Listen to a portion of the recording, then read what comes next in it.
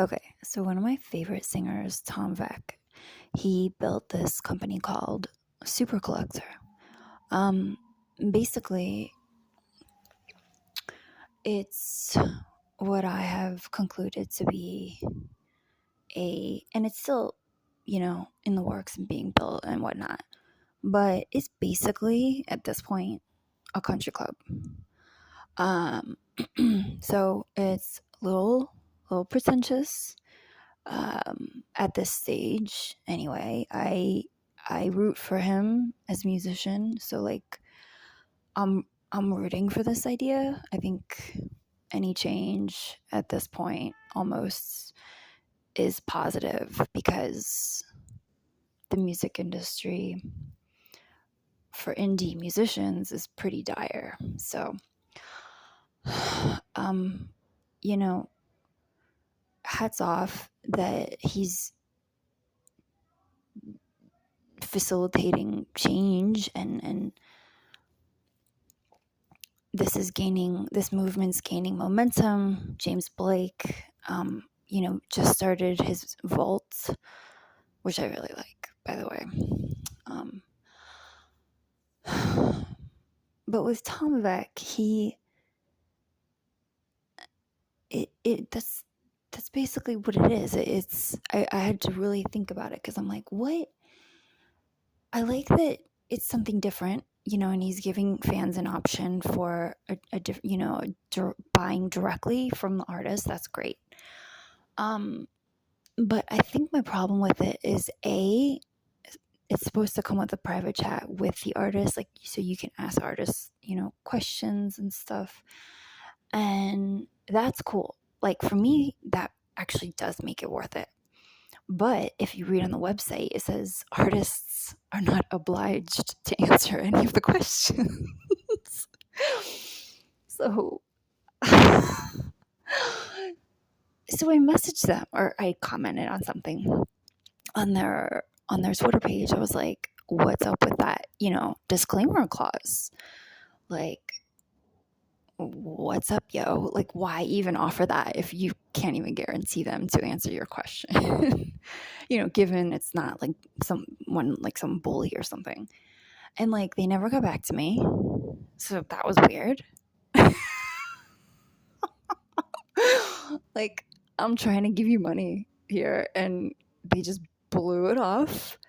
And I kind of posed the question, like, towards the collectors also, like, hey, can anybody chime in here and like let me know how this thing actually works and plays out once you purchase. So I didn't get an answer. But if they were to, communicate with the fans and answer like music questions and stuff, that would be cool. And for that, I like, kudos to him. I think that's a really cool idea because it's sort of like exclusive, intel.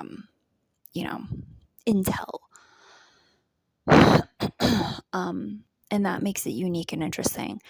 And there are definitely very nerdy, like music and tech kind of questions I would pose that I would definitely like want to utilize that feature.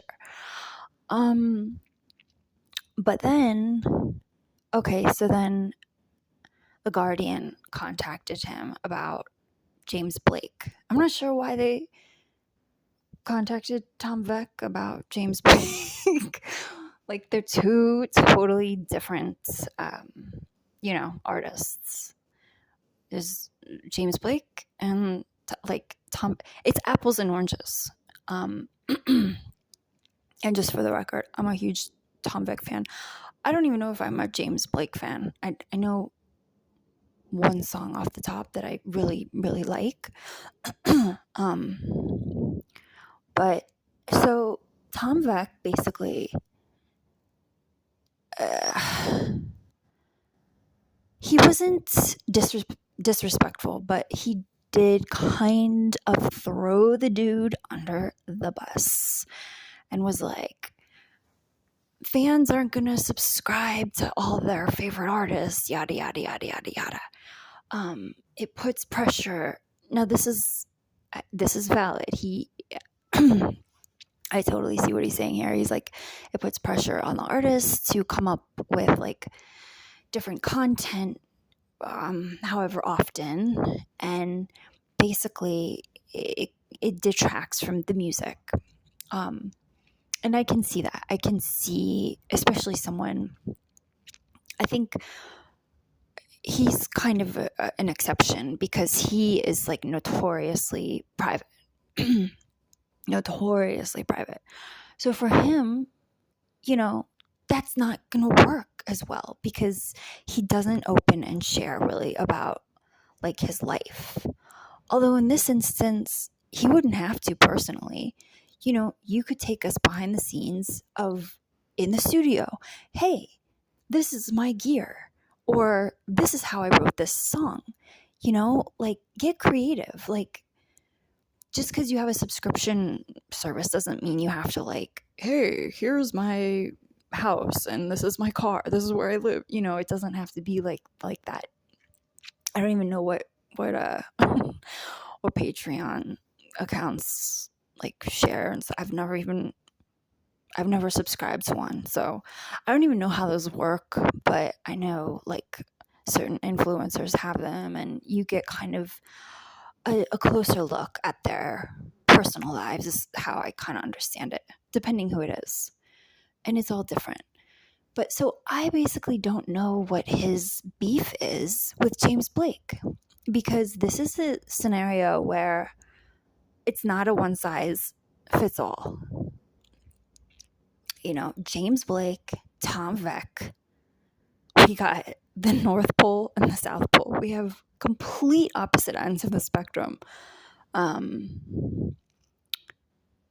So yeah, that right there is kind of weird. And I think at the end of the day, it's not a cookie cutter solution situation. What is going to work or potentially work for James Blake is not the same thing probably that's going to work for Tom Veck. They're completely different artists. So this is apples and oranges, and I could see some of Tom Veck's points about just like the pressure to create content that isn't, to do with creating like new music or something. I understand that. But that might work for James Blake. And as far as we know, he posted that it is going well, actually. And this is working. And the other part of this is fans aren't going to subscribe to every single artist. That's not what subscription services are for. You set it up to give them, the option. And like for me, no, I'm not going to subscribe to every one of them, but there are a handful I would absolutely subscribe to. And I did pose this actually to Supercollector, to Tom Veck's company. Like, hey, why isn't there a subscription service? And was like blown up, like just completely ignored. I guess he kind of answered it a couple weeks later, like in a post. But I wasn't like answered directly, and that's fine. Like people get busy, like whatever. But it it's a grassroots kind of company. It's a startup for Tom Veck, and it's like, I'm a potential customer. Like, why are you ignoring these interested parties? Who are like trying to buy your music, and you are like can't answer a basic business inquiry. That's kind of okay. But anyway, yeah, this is going to be an ongoing uphill battle, and I feel for musicians, especially the indie ones who they basically have to have a day job at this point. If they're not uh, extensively touring or, lucky with some kind of commercial licensing deal, they're forced to get the day job or the whatever job, or the freelance, the 8 freelance gigs. And just the juggling act and the stress of that, which is only damaging creatively. Like, I've been there. It's so I feel for them, and I feel strongly James Blake's idea is valid, and that's what works for him, and great. And I may even subscribe to him because I like really love that idea. I wish Tom Veck offers us a subscription, because I would absolutely, in a heartbeat. And then, but what works best for Tom Veck is going to be something different. One is really super big time, and one is more underground. So I wish he took more of that into account when he, was sort of like serving up his rebuttal.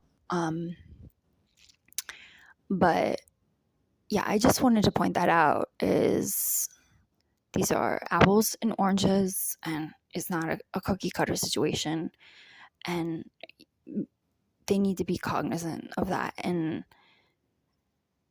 yeah, I was really confused that he took such a like devil's advocate stance on James Blake's Vault, because I think it's brilliant.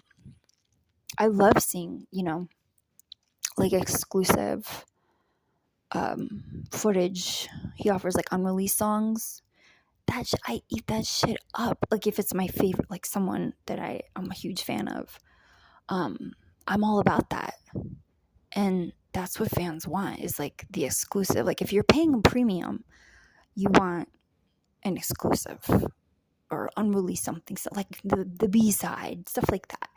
That's what, for me, is of the most value. For me personally, that's the special stuff. So, okay, I had to release I had to release that about the unreleased songs of James Blake and the others. It is released.